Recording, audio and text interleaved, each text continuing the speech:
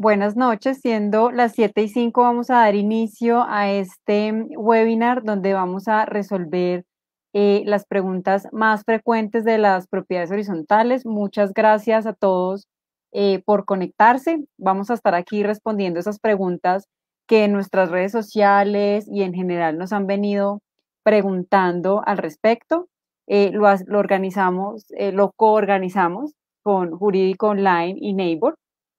Para los que no conocen Neighbor, Neighbor es una red social privada de vecinos en donde las personas pueden hacer como tres grandes cosas. Lo primero está como hacer sus pagos sincronizados directamente con la cuenta bancaria y tener como una conciliación al día, habilitando medios de pago como tarjeta de crédito y PC. A su vez, despliegan una red social privada de vecinos donde las personas pueden votar, arrendar, comprar, vender, regalar, intercambiar cosas entre ellos, publicar noticias y tener información. Y por supuesto, todo un tema de celebrar asambleas en línea. Pero más allá de eso, hoy vamos a darle gran cabida a las preguntas que normalmente nos vienen haciendo. Y para eso, pues hemos invitado a Jurídico Online con gran parte de su equipo que ha venido a ayudarnos en cuatro grandes temas. Así que yo le dejo la palabra a Daniel para que arranquemos con este webinar, que sé que las personas tienen muchas preguntas. Muy buenas noches a todos. En primer lugar, quiero dar un agradecimiento a Neighbor y al equipo de Fractal por gestar este espacio, por gestar una alianza para la información de la gente. Nosotros, con esta serie de webinars, lo que queremos hacer es brindar información jurídica de actualidad, de relevancia, de una manera muy sencilla y pues responder a las dudas que tiene la gente sobre las copropiedades y sobre las situaciones específicas de la pandemia. Yo quiero primero presentar al equipo de Jurídico Online que nos va a acompañar el día de hoy. Yo soy Daniel Toro, soy abogado de la Universidad Libre y candidato a magíster en Derecho del Arte.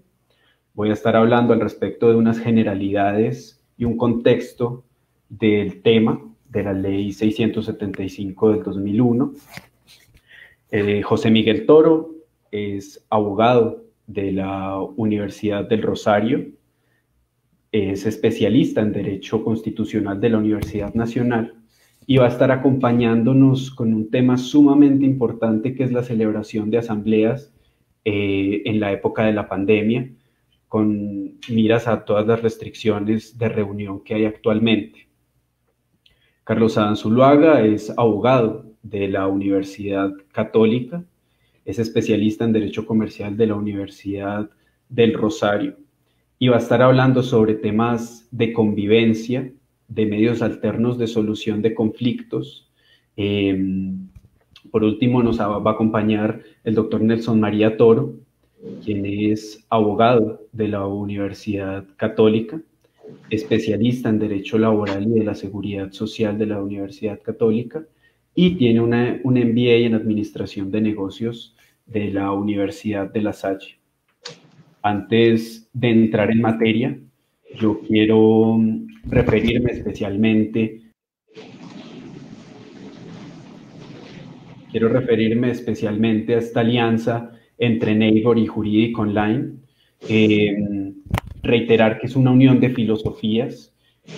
Solamente la solidaridad y crear lazos fraternos en esta época nos va a ayudar a salir adelante, y esa es la filosofía de Consejo Jurídico y de Jurídico Online que compartimos con Neighbor. Neighbor no solamente es una plataforma que nos ayuda pues a la recolección, al recaudo de las cuotas administrativas de las propiedades horizontales, de los conjuntos, de los condominios, sino que además está pensada para generar comunidad, para generar lazos de solidaridad y para conocernos entre vecinos, lo cual es muy importante especialmente en esta época. Bien, entrando en materia, primero quiero darles un contexto general. Yo quiero responder a dos preguntas básicamente. ¿Qué significa una propiedad horizontal? Es decir, ¿qué es que sea una persona jurídica? Voy a explicar rápidamente esta figura y les voy a hablar de por qué es importante capacitarse de manera adecuada. Bien, la respuesta corta es: esta es una figura creada en la Ley 675 del 2001, que lo que hace es básicamente dividir un conjunto o una edificación o una serie de lotes o una serie de locales, por ejemplo, generando responsabilidades, es decir, derechos y obligaciones individuales. Por eso es que usted no paga el impuesto de todo el conjunto, sino que paga específicamente el de su apartamento. Por eso es que usted no paga los servicios de su vecino, sino paga únicamente los suyos. Porque la ley 675 lo que hizo fue crear un modelo de división entre las propiedades, es decir, individualiza las propiedades y a la vez, y muy importante esto, reglamenta el uso de los espacios comunes. Estos espacios comunes son esas zonas de uso común que todas las personas de los edificios aprovechamos, o de los condominios que aprovechamos, o de los centros comerciales. Y además, como las aprovechamos, tenemos que cumplir con ciertos requisitos y ciertas obligaciones para mantenerlas de manera adecuada y para mantener el inmueble en condiciones óptimas de funcionamiento. Hay una cosa con la ley 675 y es que regula una amplia gama de temas. Entonces esto implica no solamente conceptos jurídicos como la celebración de asambleas, como los mecanismos de solución de conflictos, sino que en la normatividad y en el desarrollo de estas acciones pueden resultar muchas dudas en lo contable, en lo financiero, en lo administrativo. Y, por ejemplo, en esta época de pandemia, en lo tecnológico, porque pues no nos podemos decir mentiras, la única forma de cumplir con nuestras obligaciones y de reclamar nuestros derechos actualmente es por computador o por celular. En esa medida yo creo que Neibor es un gran aliado para facilitar soluciones tecnológicas, para promover un ambiente de cordialidad, como lo decía. Es importante que los administradores se capaciten, pero además es muy importante que cuenten con un soporte en todos estos, en todo este abanico de temas que incluye la administración de una copropiedad. Bien, estas son generalidades al respecto de la ley. Le cedo la palabra a José Miguel Toro. Él nos va a hablar sobre la celebración de las asambleas. Y adelante, José Miguel.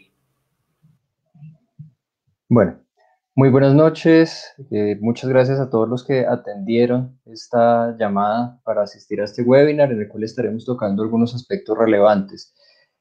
Entrando en materia, entonces, quisiera hablar sobre el COVID-19 y la realización de las asambleas virtuales. En ese sentido, la presentación se dividirá en los 4 puntos que están viendo ustedes en pantalla.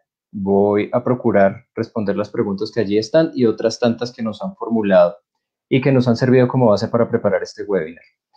En una primera parte, en cuanto al COVID-19 y conceptos claves a tener en cuenta, quisiera referirme a la diferencia o responder la siguiente pregunta. ¿Cuál es la diferencia entre la emergencia sanitaria y el estado de emergencia económica, social y ecológica? Bueno, la emergencia sanitaria es declarada en razón de las facultades ordinarias del Gobierno Nacional para manejar el orden público. El Ministerio de Salud la declaró mediante resolución 385 y la prorrogó mediante resolución 844. Con base en esta declaratoria de emergencia sanitaria, ¿qué se ha hecho? Bueno, los protocolos de bioseguridad que tanto hemos escuchado en medios y se ha ordenado la difusión de información gratuita, todo lo que hemos visto en noticieros, en medios de comunicación, descarga Corona App y este tipo de cosas, todo es con base en estas normas de orden público. Esta emergencia sanitaria estará vigente hasta el 31 de agosto. Puede terminarse antes o puede prorrogarse según la situación propia de la pandemia. En segundo lugar, el estado de emergencia económica, social y ecológica es un estado de excepción que está en la Constitución y le otorga al presidente facultades extraordinarias, valga decir, o sea, extraordinarias es que no las tiene ordinariamente, Y para nuestros efectos es la posibilidad que tiene el presidente o se le otorga la facultad de proferir decretos con fuerza de ley. Este estado de emergencia económica, social y ecológica funcionó hasta el 4 de junio. Entonces, ¿qué es lo importante de esto o por qué me estoy refiriendo al tema? Bueno, porque tenemos que tener cuidado con estas dos expresiones. Muchas de las normas que se han expedido digamos, en vigencia de esta pandemia se refieren o someten, condicionan su vigencia a estas dos expresiones, hasta tanto dure la emergencia sanitaria o hasta tanto dure el estado de emergencia económica, social y ecológica, como lo veremos más adelante. Un poco en el contexto, quisiera mirar en cuanto a lo que había y generalidades a las que ya se refirió Santiago. Primero o la segunda pregunta que pretendo responder en este webinar es: ¿qué es una Asamblea General de Copropietarios? Bueno, la Asamblea es el máximo órgano de la propiedad horizontal, está regulada en el capítulo 10 de la Ley 675 del 2001 y está integrada por todos los propietarios de los bienes privados. Estos propietarios van a votar según el coeficiente de copropiedad que tengan y las decisiones que se tomen en este seno van a ser de obligatorio cumplimiento y van a ser vinculantes tanto para los ausentes, o sea, los que no estén, como para los disidentes, o sea, los que no estén de acuerdo, cuando se reúnan, por supuesto, las mayorías necesarias según la ley y el reglamento, y también van a ser obligatorias para el administrador y los demás órganos de administración.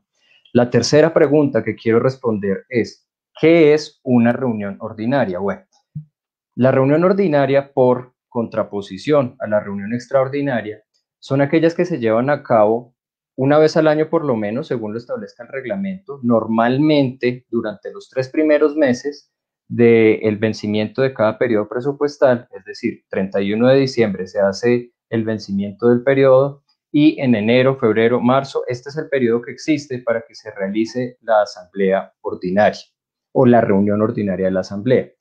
Un consejo importante para todos los administradores y propietarios que nos acompañan en este webinar.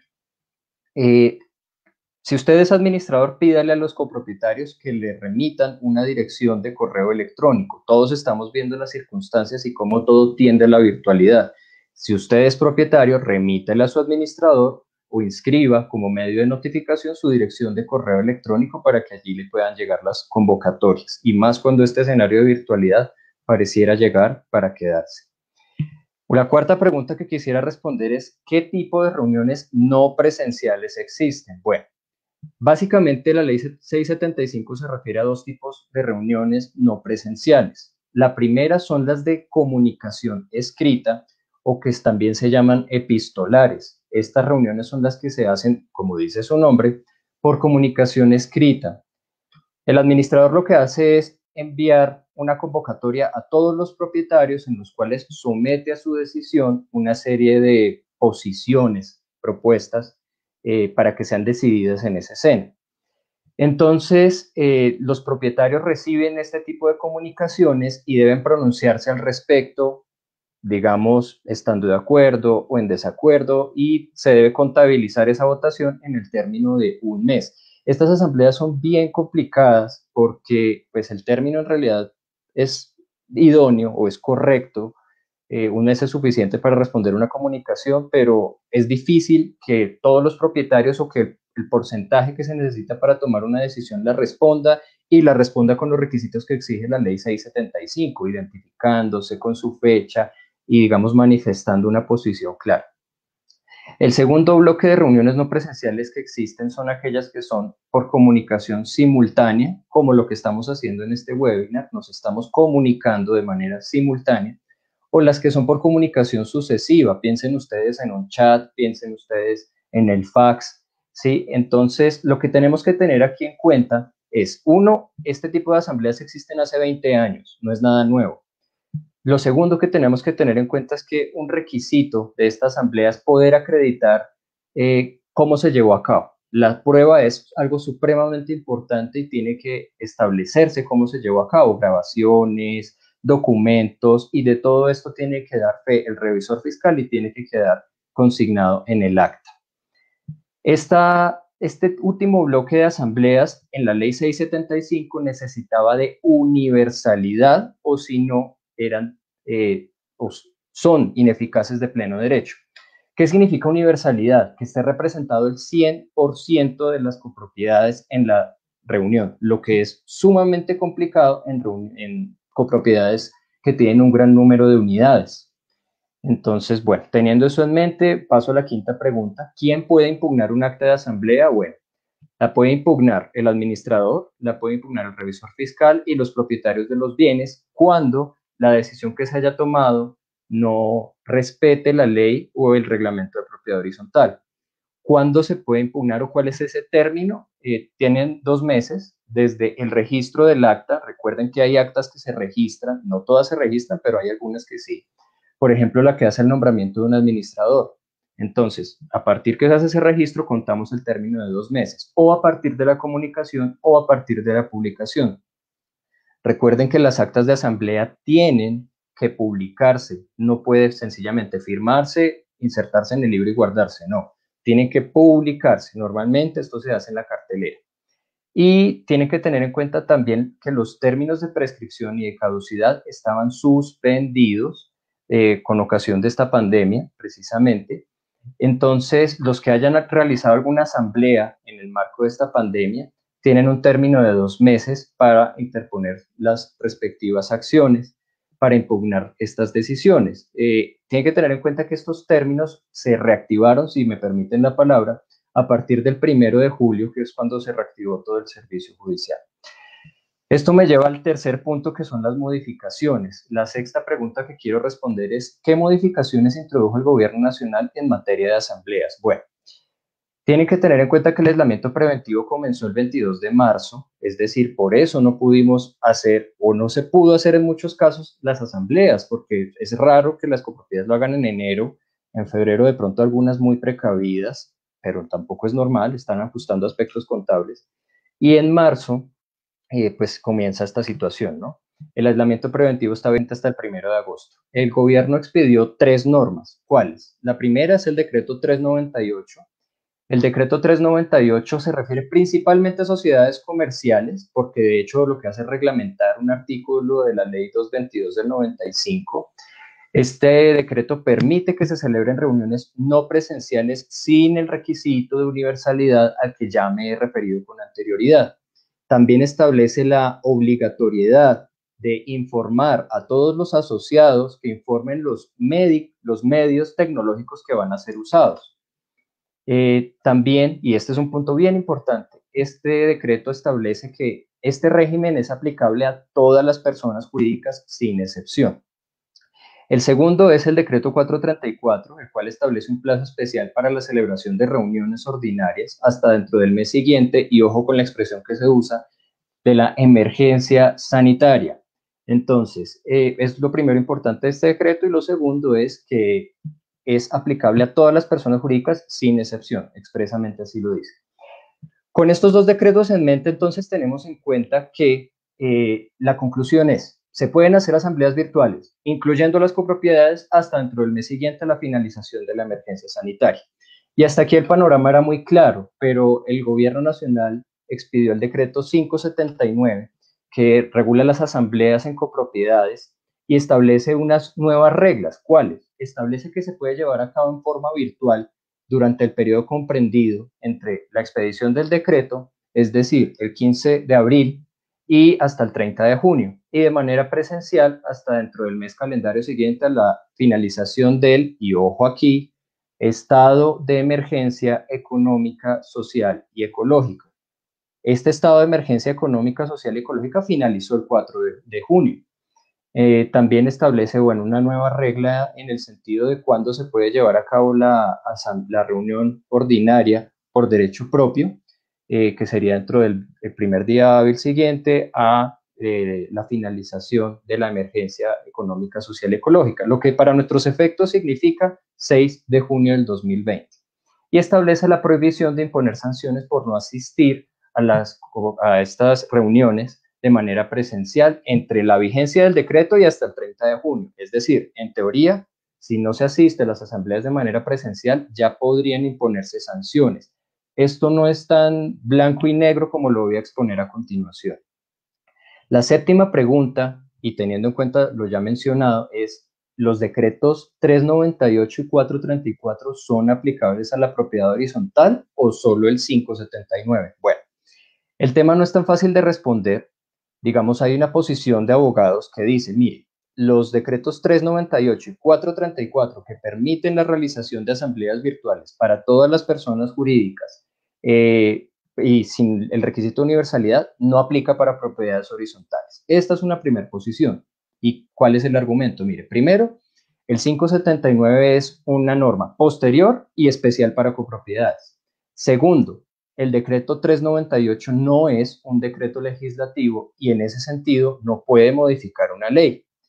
Y por último, dicen estos colegas que no aplica para propiedades horizontales porque la autoridad que lo expidió fue el Ministerio de Comercio y pues la autoridad idónea para regular esta materia en propiedad horizontal sería el Ministerio de Vivienda.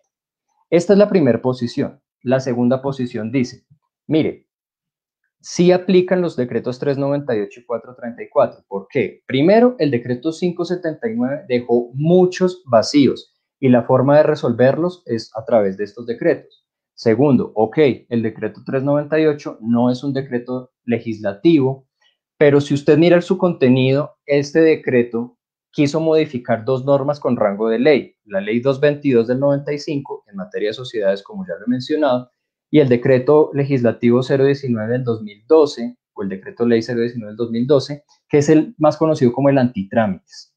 Tercero, si dicen que no se pueden extender estos efectos a las propiedades horizontales, bueno, uno, se presumen legales estos actos administrativos. Dos, ¿qué pasaría entonces con las asambleas que se llevaron a cabo de manera virtual y sin universalidad entre el 13 de marzo y el 15 de abril cuando se expidió el decreto? No las podemos dejar en el limbo. Y tercero, no pueden olvidarse dos principios de interpretación jurídica. Primero, donde la ley no distingue, no les dado al intérprete hacerlo. Y segundo, cuando la disposición legal es clara, no les permitido al intérprete desatender su tenor literal. ¿Qué significa esto? Bueno, algo muy sencillo, que si estos dos decretos dicen todas las personas sin excepción, debe leerse todas las personas sin excepción. Por cuestiones de tiempo voy a dejar el tema acá, pero tienen que tener en cuenta que esto se desarrolla ampliamente en el blog, que al final de esta presentación ustedes podrán ver los links para que los puedan consultar. Voy a cerrar con la conclusión. Es decir, lo que tenemos es un escenario de incertidumbre, como incierta es la pandemia misma. Entonces, una y otra posición es válida, está bien. Ninguna puede ser desechada de plano. El tema tiene que ser discutido y deben evidenciarse sus debilidades y sus fortalezas, teniendo en cuenta una realidad, y es que tiene que realizarse en la asamblea y no se pueden realizar asambleas presenciales sin violar el aislamiento preventivo. Lo que tenemos en este momento son unos escenarios de riesgo y unos escenarios que tenemos que mitigar jurídicamente. No es lo mismo el riesgo para alguien que haya realizado la asamblea de manera universal al que no la haya realizado. Entonces, en ese sentido es importante que cuenten con una plataforma tecnológica que les garantice todo lo que les he mencionado para que puedan realizar una asamblea virtual en buenas condiciones. Muchas gracias. José Miguel, tenemos 3 preguntas y algunas Claro. otras preguntas que nos han llegado. Vamos a responder algunas rápidamente. Nos Uh-huh. pregunta Óscar Adolfo Montoya. Mi consulta es, ¿qué hacer si el Consejo y la Administración opina que no es recomendable hacer la asamblea virtual, sin haber realizado alguna encuesta para saber qué opinan los propietarios? Bueno, Oscar, aquí hay dos situaciones. La primera es, estamos en un escenario de incertidumbre, que era lo que había dicho.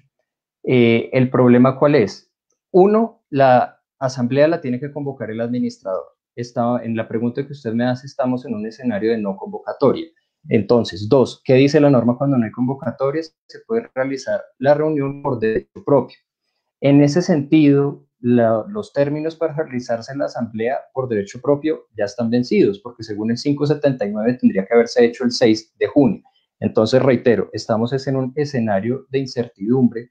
Lo que podría pasar ahí es hacer el requerimiento al administrador y al consejo de administración para que hagan la asamblea, no necesariamente obedeciendo una encuesta de los propietarios, sino entendiendo que una de las obligaciones del administrador y del consejo precisamente es cumplir con sus obligaciones, que es la realización de la asamblea. Perfecto. Tenemos otra pregunta de Diana María. ¿El administrador debe tener el correo del propietario, también del arrendatario? Bueno, Diana, la ley 675, como lo venía diciendo, en materia de asambleas, quienes hacen parte de la asamblea no son los arrendatarios o los tenedores de inmuebles a cualquier otro título. También puede ser alguien que esté como un comodatario o un tenedor, o hay otro tipo, no solo arrendatario. La ley 675 dice que hace parte de la asamblea el propietario, no el arrendatario. El administrador debe tener ese correo del propietario, obvio. Puede tener el del arrendatario para otro tipo de comunicaciones, enviarle un manual de convivencia o para comunicarle los protocolos de bioseguridad. Pero en materia de asamblea, las decisiones deben comunicárseles al propietario. Geraldine pregunta, en el caso de que la asamblea sea de delegados, ¿se le debe informar a los demás propietarios pese a que no tendrán voto? Bueno, Geraldine, no te entiendo muy bien la pregunta, pero es decir, la ley 675 establece que en la asamblea deben participar los propietarios o sus representantes o apoderados. Supongo que en ese sentido va tu pregunta. Entonces, se le tiene que informar al propietario, esa es la exigencia legal de la ley 675, y pues ya estos decidirán a quién le otorgan poder y esta persona que vaya a representarlos en la asamblea pues ejercerá los derechos que le corresponden al propietario.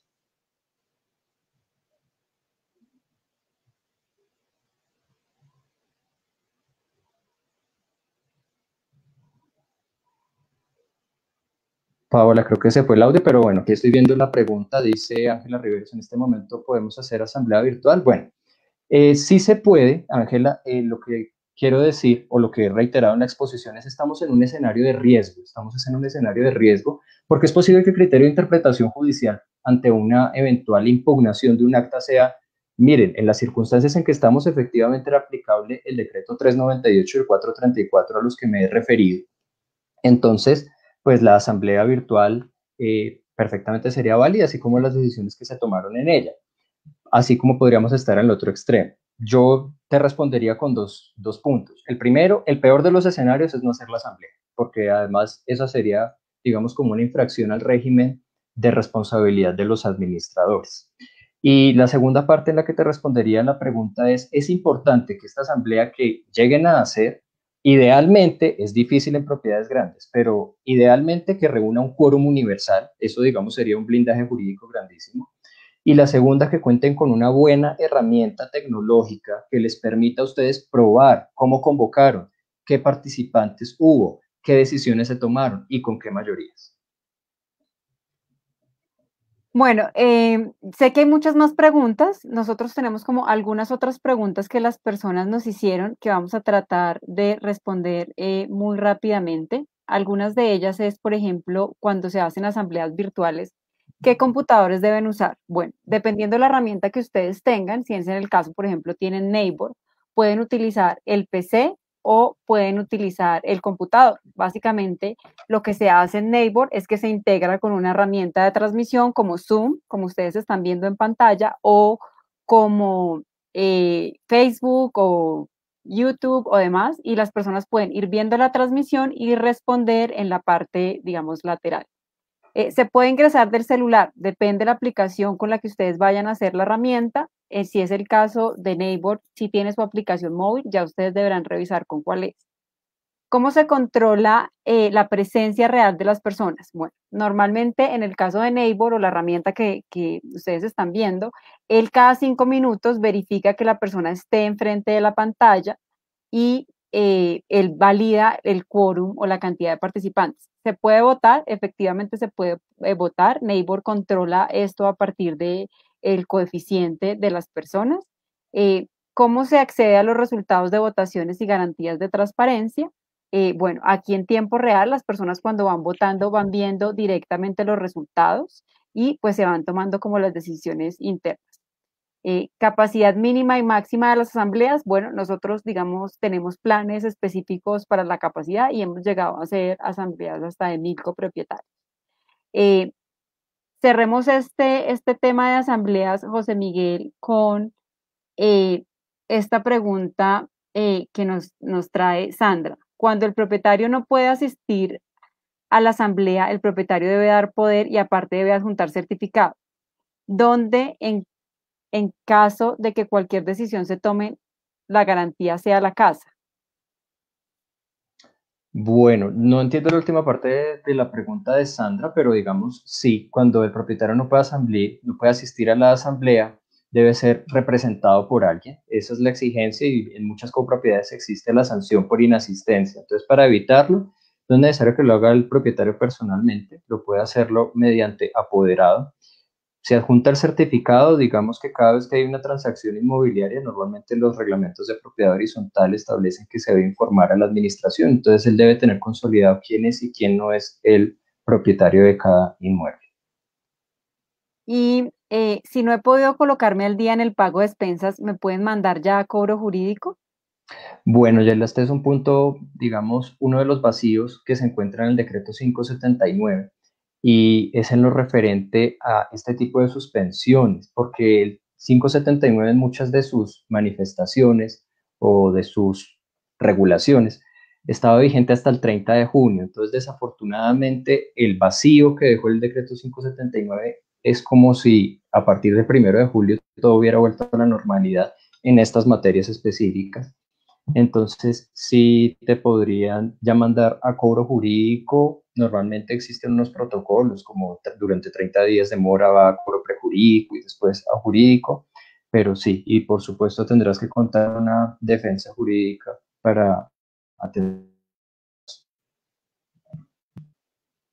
Hay muchas más preguntas, pero vamos a retomarlas y las vamos a ir contestando a lo largo de esta semana en el blog y en las redes sociales para poder darle paso al tema número 3, que es la sana convivencia y la resolución de conflictos.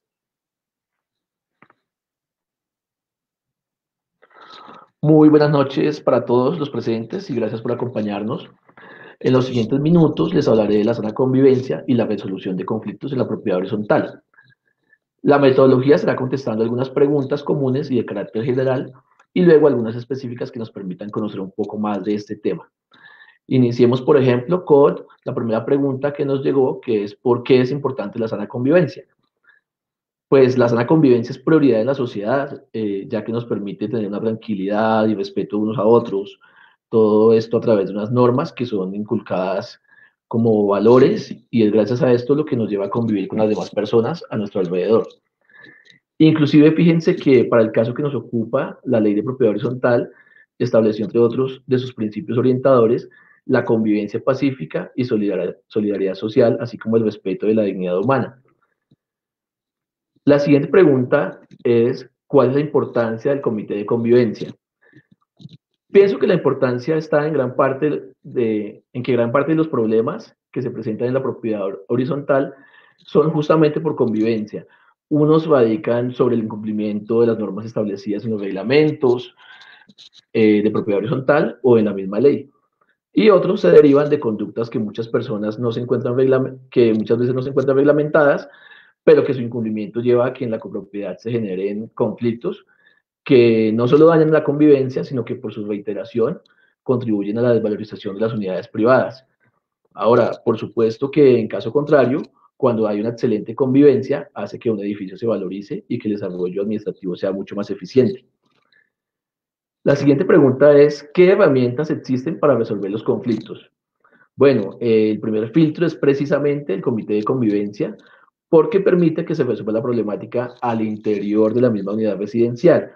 Pero agotado este, se podrá acudir a otras instancias, como a los centros de conciliación, a los jueces de paz o inclusive a los juzgados. ¿Cómo se impone una sanción? Lo primero que se debe aclarar aquí es que el comité de convivencia no impone sanciones.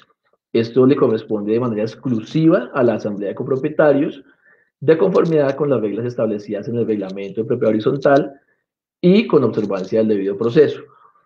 En el reglamento se establecen cuáles son los comportamientos que por considerarse graves para la sana convivencia merecen ser sancionados. Debe establecerse también de manera clara cuál será la sanción de acuerdo a la falta y por supuesto debe contener allí los pasos o el debido proceso a seguir para el estudio del caso y la imposición de la sanción. Las sanciones deben atender criterios de proporcionalidad y graduación, de acuerdo con la gravedad de la infracción, el daño causado y la reincidencia. Esto es muy, muy importante porque se ha dado casos en que el juez de tutela o inclusive la misma Corte Constitucional ha ordenado que se inapliquen sanciones por no acatar estos criterios. Pero bueno, ahora sí específicamente, ¿qué es el Comité de Convivencia? Es un órgano creado por la Ley de Propiedad Horizontal encargado de intentar solucionar controversias o conflictos mediante la propuesta de fórmulas de arreglo. Esos problemas surgen con ocasión de la vida y convivencia de propietarios, residentes, administradores, el consejo de administración e inclusive el revisor fiscal. Y este comité permite entonces dirimir dichas controversias y fortalecer las relaciones de vecindad de una propiedad horizontal residencial. Aquí también aclaro que a pesar de que la norma en su definición menciona que es para unidades residenciales, la ley no prohíbe que se conformen estos comités para unidades mixtas o comerciales, entonces perfectamente podrían conformarse para estas. La siguiente pregunta es, ¿cuáles son los problemas más comunes en una copropiedad? Bueno, son tan comunes, a veces complejos, pero a veces tan simples que estoy seguro que si los voy mencionando, cada uno de ustedes se va a identificar con alguno porque todos los hemos padecido en alguna medida. Esto puede ser, por ejemplo, los vecinos ruidosos, las mascotas bullosas, la vecina chismosita, los parranderos, los que sacan la basura a zonas comunes o inclusive por fuera del horario. El que parquea mal, los niños groseros, el de los perros sucios, los vecinos indecentes, etcétera, etcétera, etcétera. Bueno, en general, pues son muchos los conflictos que se presentan en una propiedad horizontal y si bien existen mecanismos legales para solucionarlos, a veces acudir ante un juez significa tener que esperar muchos meses y hasta años. Por eso, acudir al comité de convivencia puede ser una solución más expedita. Además, no nos cuesta ni un solo peso, es gratis. Tercera pregunta, ¿cómo se crea el comité de convivencia?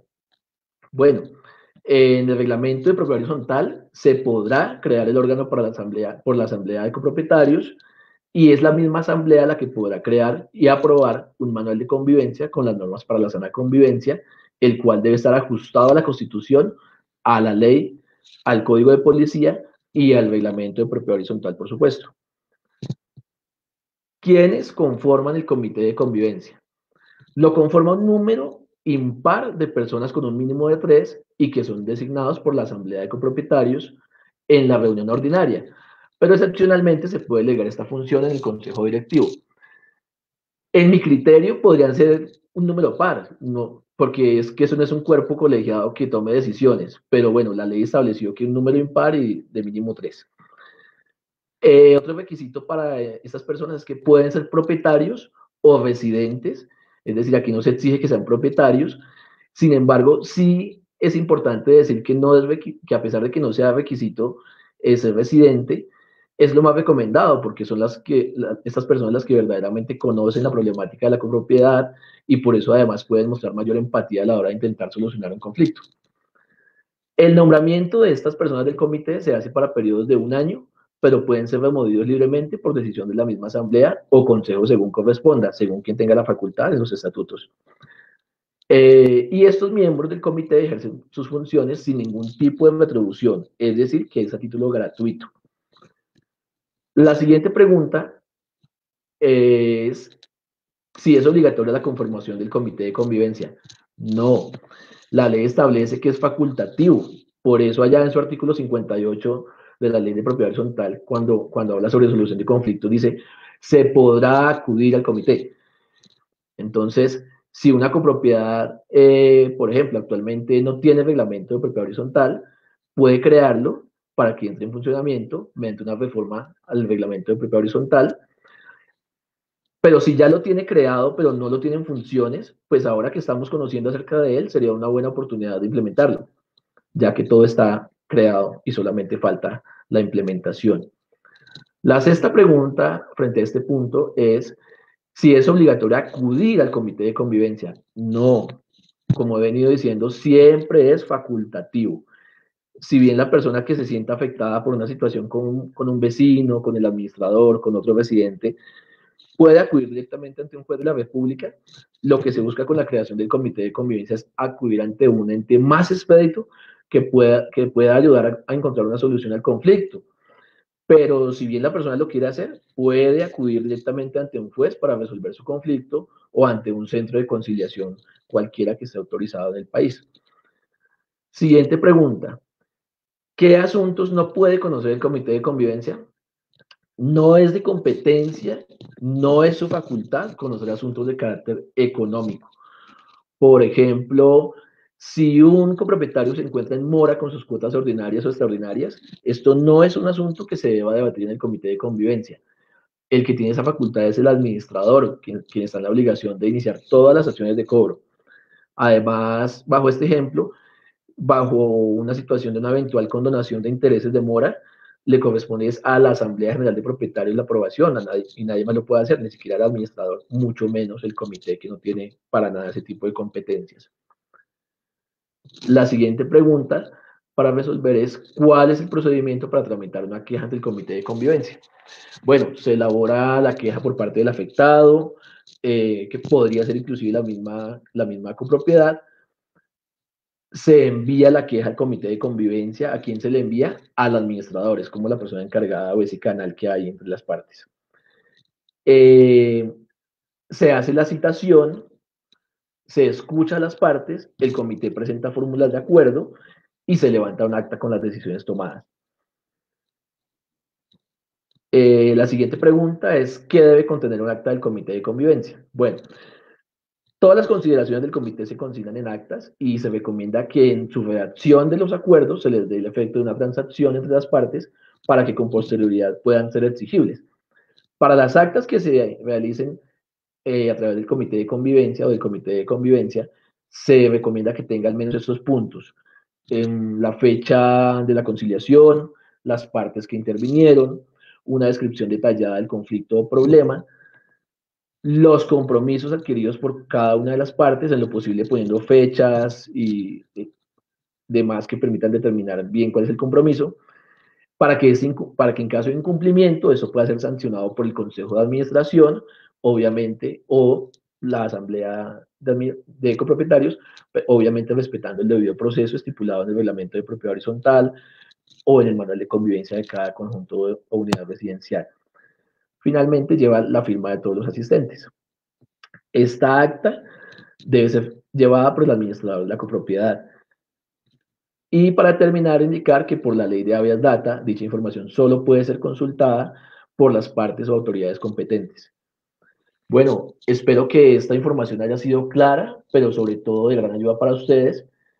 A continuación, la intervención de mi colega Nelson Toro. Muchísimas gracias. Carlos, antes de irnos vamos a responder unas preguntas de las personas. Claro. Penélope pregunta: ¿cómo se puede manejar el hecho de que un propietario tenga venta a domicilio de licor y no acepte llamados de atención porque supuestamente no es negocio, pero a la copropiedad le preocupa? Sí, este es uno de los aspectos que generan justamente inconvenientes de convivencia o de sana convivencia en la propiedad horizontal. Aquí claramente estamos ante una situación de cambio de destinación del inmueble. Los inmuebles de una propiedad residencial son para vivir, para habitación de la familia y nada más, excepto los que vienen con los conjuntos que son mixtos o los meramente comerciales. Entonces, si es mixto, podrá operar una venta de licor o de lo que diga el reglamento y el uso de suelo en la zona. Sin embargo, donde podrá funcionar eso solamente los locales destinados para ello. No podrá ser bajo ninguna circunstancia desde la casa. Entonces, pues lo cierto es que, como les decía yo en la intervención anterior, el primer paso siempre, el primer filtro podría ser este comité de convivencia, pero si la situación no se soluciona allí, habrá que escalarlo a, de pronto, posiblemente, entonces, ya iniciar por parte de la asamblea una sanción a esta persona, siempre respetando el debido proceso que debe estar consignado en el reglamento de propiedad horizontal y o de convivencia. que no se solucionó por esta vía, a pesar de que se haya surtido todo este proceso y haya habido sanciones, ya tendrán que acudir a las autoridades pertinentes, en este caso, las de policía, son las que primero conocen de estos asuntos. Rosa nos pregunta, ¿a dónde debo acudir cuando no dejan que se cambie el consejo y no hay comité de convivencia? Bueno, el consejo lo elige la asamblea. Entonces, se debe entender que si la mayoría, es decir, esto es una manifestación de la democracia en una pequeña sociedad que es una unidad residencial en este caso. Entonces, se debe entender, salvo que se pruebe lo contrario, que si la mayoría elige el consejo, pues es a pesar de que alguna minoría no le han alcanzado los votos justamente para hacer el cambio de este consejo, pues es el consejo elegido legítimamente y debe permanecer.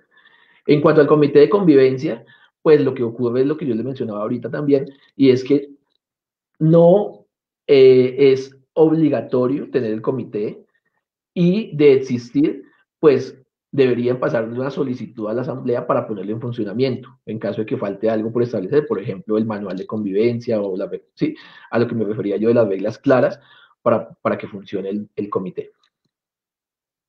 Geraldine pregunta, ¿el manual de convivencia debe pasarse a escritura pública como parte del reglamento de propiedad horizontal, así como los reglamentos de parqueadero o contratación? No necesariamente. El manual de convivencia puede ser parte del reglamento de propiedad horizontal y, por supuesto, estar elevado a escritura pública, pero puede, mediante una asamblea, aprobarse y simplemente, mediante acta, quedar aprobado y ya pueda difundirse para su funcionamiento y aplicación. Barbosa Tío pregunta, ¿en esta cuarentena hay propietarios que se aplace el cobro de la cuota extraordinaria? Asumo que es que pidieron el aplazamiento de la cuota Sí. extraordinaria. ¿Esto es posible? Si la decisión es aprobada por la mayoría de la asamblea, es posible, pero eso no es una decisión que pueda tomar el administrador solamente. Sandra nos dice, ¿qué se puede hacer si tenemos un comité de convivencia pero brilla por su ausencia? Lo que comentaba ahorita en la pregunta anterior, y es que en principio no es obligatorio tenerlo. Si se tiene, pues habría que hacer de pronto, entonces se tiene pero no está operando, podrían cualquier copropietario pasar una solicitud a la asamblea para que lo ponga en funcionamiento, porque está el órgano, pero sin utilizarse, y pues con mayor razón en estas épocas que las personas viven bastante estrés, es muy necesario tenerlo. Cuando no hay reglamento interno, ¿se puede crear manual de convivencia? Reglamento interno, debe haber, primero que todo, reglamento de propiedad horizontal. Para que estemos hablando de este tema de propiedad horizontal, debe existir reglamento de propiedad horizontal, si no, no existe la propiedad horizontal. Entonces, este no se puede reemplazar por nada más. Si la pregunta es que está asimilando un reglamento interno de convivencia con un manual de convivencia, o sea, el nombre no tiene incidencia. ¿Sí? Puede ser que ese reglamento interno sea de normas internas de convivencia, es equivalente a un manual de convivencia, perfecto. Lo que no puede haber es una propiedad horizontal sin reglamento de propiedad horizontal, que es una cosa totalmente diferente. Y de hecho es la que le da la personalidad jurídica a los conjuntos y propiedades horizontales. Eso sí no podría faltar. ¿Un miembro del comité de convivencia puede renunciar en cualquier momento? Pienso que sí, sí puede hacerlo, partiendo de que el nombramiento inclusive también es de libre nombramiento y remoción. Entonces, podría renunciar la persona, a pesar de que en principio se establece que es para un año, pues esto obedece a que las reuniones de asamblea ordinaria son cada año y es donde se nombra todo ese tipo de órganos. Pero pienso que podría renunciar perfectamente y se tendría que, en ese caso, lo ideal sería para superar esta situación, que cuando se nombre el cuerpo del comité se le nombren suplentes para estos casos, para faltas temporales o absolutas, como sería la renuncia de uno de ellos. ¿Se puede aprobar el manual de convivencia directamente por el Consejo Administrativo ahora en el contexto de la pandemia al no poder realizar la Asamblea General? Solamente lo podrá aprobar el Consejo Administrativo si en el reglamento de propiedad horizontal está facultado para ello. Porque recuerden que yo cuando dije que cómo se conformaba y todo ese tema, mencioné que podía la asamblea delegar ciertas funciones en el consejo. Para eso es, de hecho, para delegarle. Pero eso tiene que estar en el reglamento de propiedad horizontal. Si eso no está, yo bajo la pandemia no puedo excusarme y decir, no, démosle la facultad al consejo directivo en ese momento. No, eso no lo puedo hacer. Bueno, tenemos muchas más preguntas, pero entenderán que por tiempo no las podemos resolver todas. Vamos a tomar sus comentarios para abordar el último tema y vamos a estar respondiéndolos o invitándolas a nuevos temas. Aquí vamos a darle el paso al doctor Nelson Toro.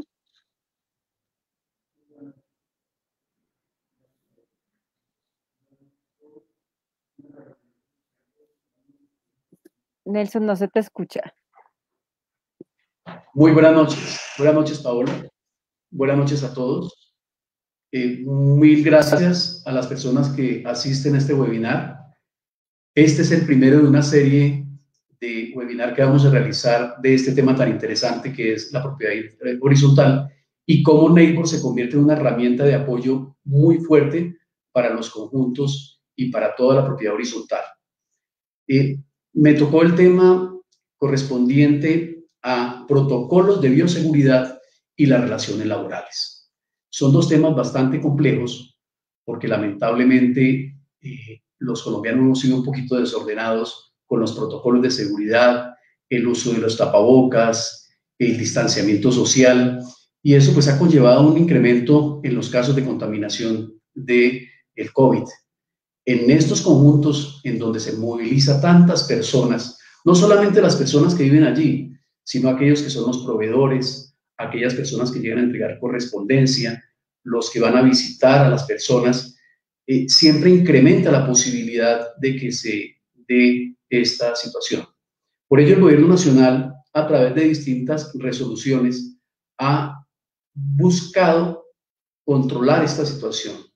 Las resoluciones del Ministerio de Salud, que son las 666 del 2020, en donde se implementa el protocolo de bioseguridad y en donde existe un anexo técnico que explica cómo se debe elaborar.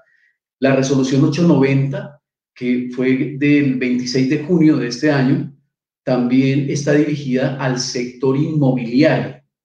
La resolución 1050 está dirigida al sector de alimentos, pero hay una cápita especial que es el 3.2.4, en la cual tiene relevancia para los conjuntos residenciales y centros comerciales por la entrega y la manipulación de alimentos. Y finalmente, la resolución, el decreto 1072, que es el de Sistema de Gestión de Seguridad y Salud en el Trabajo, es importante tenerlo en cuenta porque deben adaptarse el sistema de gestión de seguridad y salud del trabajo a las condiciones que estamos actualmente atravesando, que son con COVID-19. Aquí tenemos una situación bastante particular respecto a los protocolos de bioseguridad. Debemos considerar aquellos inmuebles sometidos a propiedad horizontal que no solamente tienen viviendas, sino que muchas veces tienen locales comerciales. Allí en estos casos debemos considerar que siempre deben adaptarse las situaciones para que se dé un adecuado manejo de aquellos documentos o entrega de algunas correspondencia que se deban entregar. Ahora bien, esta pregunta de cómo se implementa el protocolo de bioseguridad, como lo indicaba anteriormente, tenemos el fundamento legal en donde se encuentra la forma de realizarlo. Estos protocolos, usualmente, como hay tanta información, se recomienda que se asesoren para desarrollarlos y para hacerlos. ¿Se pueden hacer despidos sin justa causa? Obviamente se puede hacer despido de injusta causa en cualquiera de los casos. Estos despidos, obviamente, obedecerán al tipo de contrato que tengan las personas y tendrán que pagarse las indemnizaciones correspondientes. Al hacer un despido de sin justa causa, el Código Sustantivo del Trabajo es muy claro que dependiendo del tipo de contrato se debe pagar una indemnización. Solo, por ejemplo, el caso de un despido de injusta causa de una persona con contrato a término indefinido. A esta persona tienen que pagarle por lo menos, dependiendo del salario que tiene, 30 días por el primer mes, el primer año de trabajo y 20 días por los siguientes años o proporcional al último año. Sí se puede indemnizar y sí se puede despedir, pero cumpliendo esto. Ahora, para explicar bien las relaciones laborales en la propiedad horizontal, debemos considerar si la propiedad horizontal funge o no como empleador.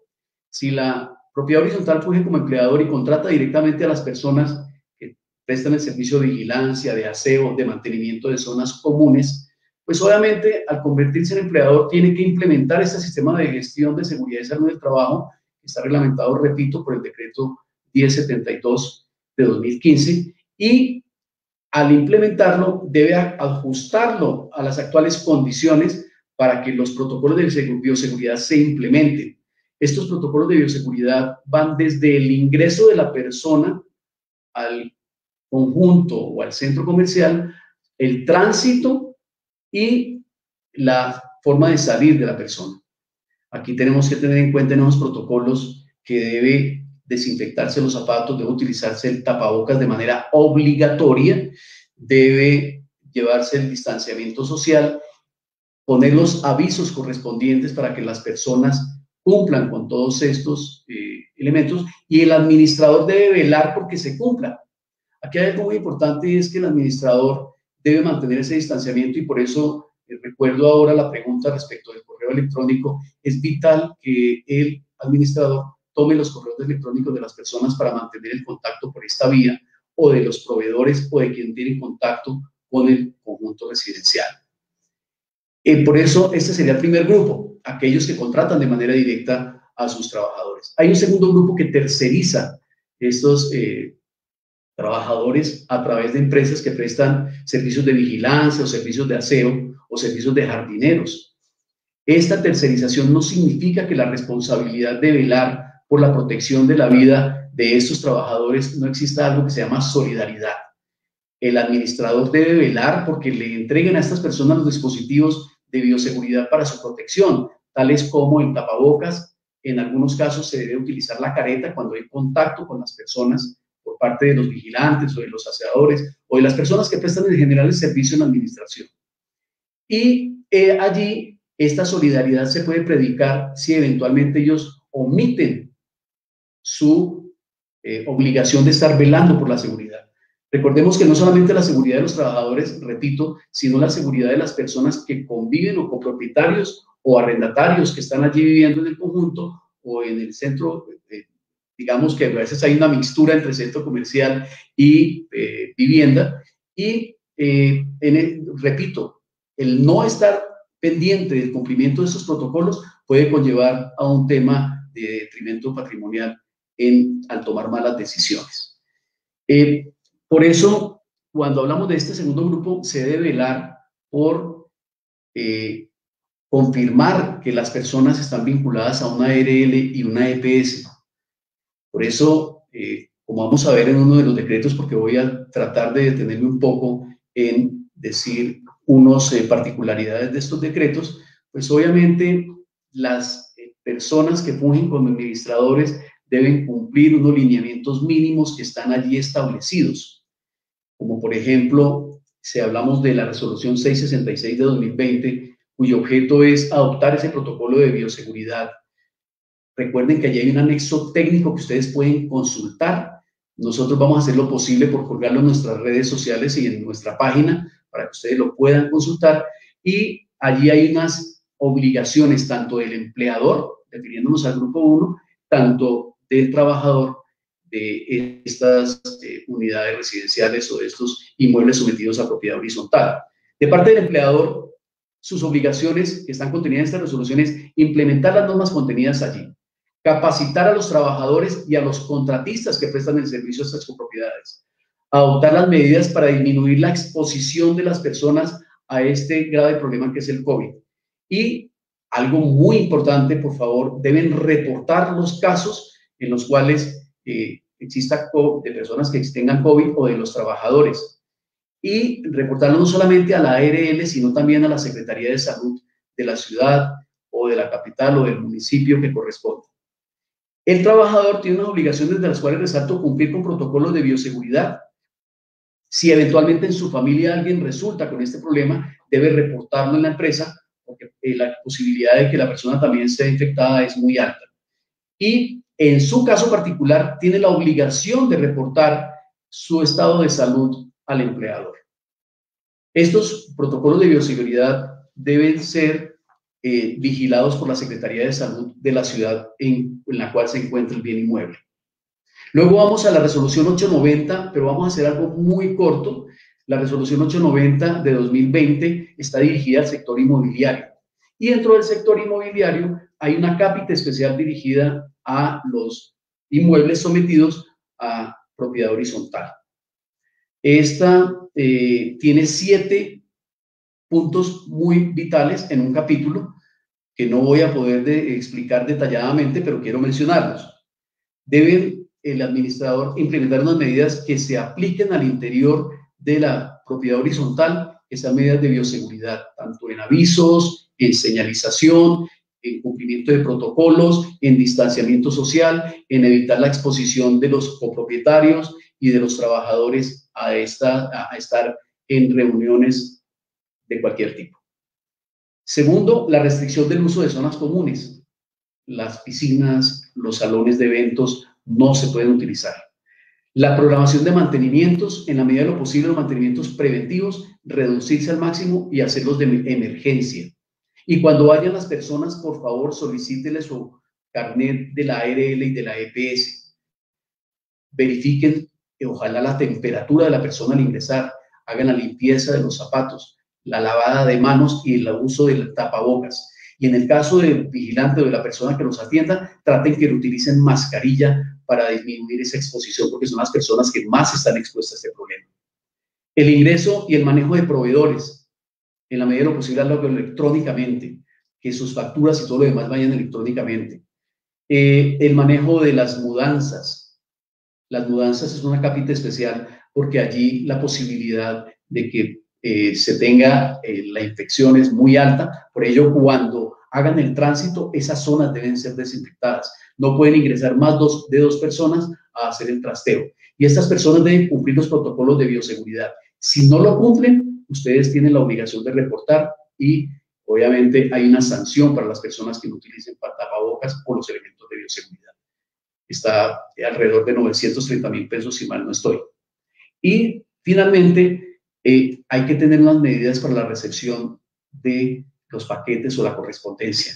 Protejamos a las personas que están al frente cuidándonos y evitando que tengamos problemas. Son aquellos vigilantes y las personas de aseo que cumplen una misión muy importante. Otra resolución que quise traer, que es también del 26 de junio de 2020, es la resolución 1050. Y esta resolución 1050, aunque está dirigida al sector de los alimentos, aplica a nosotros porque tenemos domicilios. Hemos visto que ha habido contagios a través de los domicilios. Por eso, dentro de las sugerencias que se hacen en esta resolución y que nosotros reiteramos, queremos que ustedes revisen, está el punto 3.2.4 de la resolución 1050 del 26 de junio, en el cual se da el protocolo de cómo se reciben los alimentos. Algo muy breve para comentar. Lo debe recibir el propietario del bien, la persona que hizo el domicilio, no el vigilante, para que él no esté tanto en exposición y por cuestiones de seguridad. En esta resolución, obviamente, hay 3, 4 puntos que vale la pena decir. Tenemos 1, distanciamiento social; 2, garantizar protección de alimentos; 3, el protocolo de pago sin contacto mano a mano; y eliminar la entrega o el recibo de publicidad. Recuerden que los mayores transmisores son las manos, por donde lo recibimos en la nariz y los ojos. A continuación, vamos a responder otra de las preguntas que se da muy frecuentemente. Está en la siguiente diapositiva. ¿Se debe pagar el diseño de implementación de los protocolos? ¿Se debe pagar por ese diseño? Pues la verdad que en Colombia es uno de los países del mundo que más legislación tiene y es a veces muy compleja. Si miramos la resolución 666 con su anexo técnico, es bastante larga. Normalmente, aunque no es necesario hacerlo, depende del tamaño del condominio, del tamaño del complejo que se tiene, y obviamente es recomendable asesorarse debidamente para hacer un buen trabajo. Suspensión y terminación de contratos por COVID-19. Pues la verdad, la terminación de contratos, el Ministerio de Trabajo ha emitido una serie de circulares que buscan evitar que se acaben los puestos de trabajo. Hoy en día estamos en un poco más del 22% de desempleo. Es una cifra bastante alta, teniendo en cuenta que los empleos informales nos puede llevar esto a un poco más del 35%. Por eso el Gobierno Nacional ha emitido una serie de medidas de alivio que buscan que sigan esos puestos de trabajo, porque en la medida en que se pierdan los puestos de trabajo, la economía va mal y todos vamos mal, porque no podríamos decir que unos estamos bien y otros mal. Por eso es tan importante tomar varias medidas. En la propiedad horizontal, en algunos, dependiendo del tamaño, pues han tenido que tomar medidas relacionadas con personas que hacen mantenimientos u otra serie de tipos, pero la idea es que no lleguen a la terminación, sino que hagan la suspensión de los contratos. Con eso velamos porque la economía no sufra tanto o no sufra más de lo que está sufriendo actualmente y buscamos que las personas conserven sus puestos de trabajo. Entonces, por ello hay que tomar atenta nota de todas y cada una de los circulares que ha emitido el Ministerio de Trabajo para evitar esas pérdidas de trabajo, de los puestos de trabajo. De una otra pregunta recurrente es, ¿tengo que registrar en alguna parte esos protocolos de bioseguridad? Pues en algunos casos sí, en otros no. ¿En cuáles casos sí? En aquellas copropiedades que tengan locales comerciales, porque ellos deben hacer el trámite respectivo. En el caso de Bogotá, se debe hacer en la página principal de la Alcaldía Mayor de Bogotá, en el caso de Bogotá. En otros casos, pues tendrán la forma de realizarlo virtualmente a través de sus páginas, en donde estarán las secretarías de salud o las secretarías que les corresponda expedirla. Primero se hace la radicación y luego entregan la aprobación de dicho permiso para poder funcionar. Se recomienda nuevamente acceder a nuestra página o a enviarnos cualquier tipo de preguntas relacionadas con este tema, porque la verdad es bastante extenso y pues lamentablemente el tiempo no nos da para más. Muchas gracias, Paola. Por favor. Vamos a responder unas poquitas preguntas de las personas para que nos han preguntado acá. Pregunta Luis Eduardo.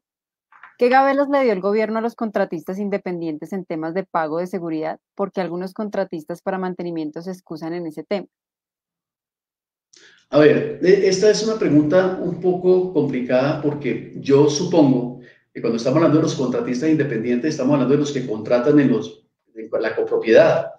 El gobierno nacional dio un alivio del pago de seguridad social del 3% por 2 periodos. Tal como lo mencionó un colega nuestro anteriormente, pareciera que la pandemia terminó el 1 de julio, porque no se ha visto que se haya extendido este alivio. Espero que en las próximas 2 semanas se extiendan. Los contratistas independientes, hay que revisar la situación en particular para ver qué tipo de contrato tenía esta persona y cómo fue la situación. Por ello, pueden contactarse con nosotros para ir un poco más a fondo en esta pregunta particular. ¿Cómo se maneja el tema de incapacidad cuando hay un posible contagio de un empleado? Si estamos hablando del contagio del COVID, de un trabajador, de una bien de inmueble sometido a propiedad horizontal, de un condominio, de una agrupación, pues indefectiblemente hay dificultad en establecer cómo se dio el contagio y será algo que tendrá que analizarse a posteriori. Porque dependiendo de cómo se adquirió el contagio, voy a hacer una analogía con la forma en que la persona tiene una disminución de su capacidad laboral. Hay una posible origen que puede ser origen común, o sea, que lo adquirió yendo de su casa al trabajo o en su propia casa a través de otras personas, o puede haberlo adquirido en su trabajo, que ahí es donde estamos hablando del contacto permanente que tienen las personas de mantenimiento, la persona de vigilancia, la persona de aseo, con las distintas proveedores o las distintas personas que prestan servicio en dicho conjunto. Entonces, la incapacidad tiene que, obviamente la persona va a estar en principio los 14 días y después tendrá que llegar, las personas tendrán que, un segundo, me están entregando otra pregunta, ya la contestamos. tendrán que reportar la incapacidad para hacer el trámite correspondiente para su pago. En el momento, lo más importante es ser atendida, por eso es la importancia de verificar que estén afiliadas a la EPS y a la ARL. Ya la investigación posterior determinará si fue adquirida con ocasión de su trabajo o fue adquirida en su casa. Entonces, digamos que esa podría ser una respuesta a esto. Santiago pregunta, ¿existe normatividad asociada a la implementación de protocolos de bioseguridad en la propiedad horizontal diferente a la 666 del 2020? ¿Qué sugiere la legislación vigente para el manejo de residuos de EPP, guantes, tapabocas, etcétera, generados en la propiedad horizontal? Tal como lo mencioné anteriormente, la resolución 890, que fue relativamente reciente, el 26 de junio, fue dirigida al sector inmobiliario y allí encuentran ustedes un capítulo especial dedicado a propiedad horizontal, que como lo mencioné con anterioridad, expuse 7 puntos vitales que deben tenerse en cuenta. Entonces sí hay normativa asociada a la que mencionaba. Repito, el decreto 890. Jorge pregunta, ¿usted dice que no se puede ingresar más de 2 personas para ayudar en un trasteo? Desconozco esa reglamentación. ¿Me ilustra, por favor? Con todo gusto. Tal como lo mencionaba en la resolución 890 del Ministerio de Salud, se indica este manejo en los 7 puntos que yo mencionaba. Al interior de esa resolución usted lo encuentra y allí en la parte 6, en un capítulo especial, explica cómo se debe llevar la mudanza y qué se debe hacer en ese caso. Y allí, de hecho, expresamente manifiestan que no pueden ir más de 2 personas para realizar esto. Penélope, ¿podría explicar un poco más de la ley de manipulación de alimentos, domicilios y cómo manejar el tema si existen personas enfermas y no pueden recibirlos directamente? Bueno, allí tendríamos que, pues, esto es una respuesta que no es, eso es un vacío que puede tener la resolución 1050, pero la verdad uno tendría que acudir o a un vecino o digamos que sería un caso excepcional que el administrador tendría que dar una autorización para que al manipularlo se tengan en cuenta las normas aquí contenidas. Por ejemplo, repito, no recibir publicidad. Por ejemplo, que al recibir los alimentos se impregne de alcohol de tal manera que el virus pues no vaya a afectar a la persona. Pero digamos que esa sería la excepción a la regla, no sería lo normal que ocurriera. Y por último, para cerrar, Luis Eduardo pregunta sobre las zonas comunes al aire libre como la terraza, pero que hay bancas en concreto, ¿cómo se podría aplicar el protocolo? Bueno, el protocolo de bioseguridad debe considerarse para la circulación de las personas y repito, en las áreas sociales hay una limitante respecto de su uso. Ahora, esta zona común puede ser una zona común de uso restringido o puede ser una zona común de uso común. Tendríamos que mirarlo. Si es una zona común de uso exclusivo, pues el propietario es el que tiene que manejar la situación al interior de su propiedad. Si es una zona común de uso común, entonces allí sí debe haber unos protocolos para que el tránsito de las personas continuamente se esté limpiando el piso, pues con una frecuencia que determinará el administrador con base en la situación que se viva al interior de dicha propiedad. No olviden, Paola, discúlpame, seguirnos en nuestras redes sociales con Segurídico, tanto en Facebook, en LinkedIn, en Instagram, estamos para resolver sus preguntas y en YouTube también nos encuentran. Bueno, pues aprovechamos a todos agradecerles por haber participado. Las preguntas nos preguntan en el chat, por ejemplo, ¿dónde les podemos mandar información de Neibor? Por supuesto, nos pueden encontrar en la página encuentran pues el chat www.neibor.com y nos pueden seguir en las redes sociales donde ustedes están viendo en estos momentos este live o en Instagram como Neibor Latam. Santiago, tú nos puedes indicar, también nos preguntan cómo podemos encontrar información de Jurídico Online.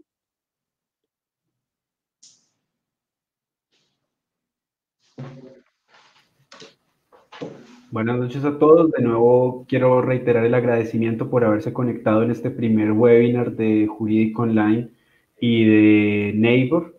Jurídico Online es una marca de Conce Jurídico en la que prestamos servicio de asesoría legal totalmente digital. Pueden encontrar mucha más información en nuestras redes sociales, como dijo el doctor Nelson Toro, en todas las redes sociales aparecemos como @concejurídico. Ahorita les vamos a poner en una diapositiva nuestras redes sociales para que nos sigan, para que se suscriban y por supuesto para atender las dudas y preguntas que hayan quedado con respecto al webinar. Sin más, muchas gracias a Paola, al equipo de Neighbor y a todas las personas que nos sintonizaron el día de hoy. Estaremos más adelante desarrollando distintos webinars para ustedes, para que tengan información jurídica de calidad y al día. Muchas gracias y que estén muy bien. Feliz noche, los invitamos, como les decíamos, hay preguntas que no pudimos responder, pero los invitamos a seguirnos en nuestro blog y en redes sociales, donde estaremos tomando cada una de esas preguntas para darles respuestas. Mil y mil gracias por conectarse y que tengan feliz noche. Muchas gracias.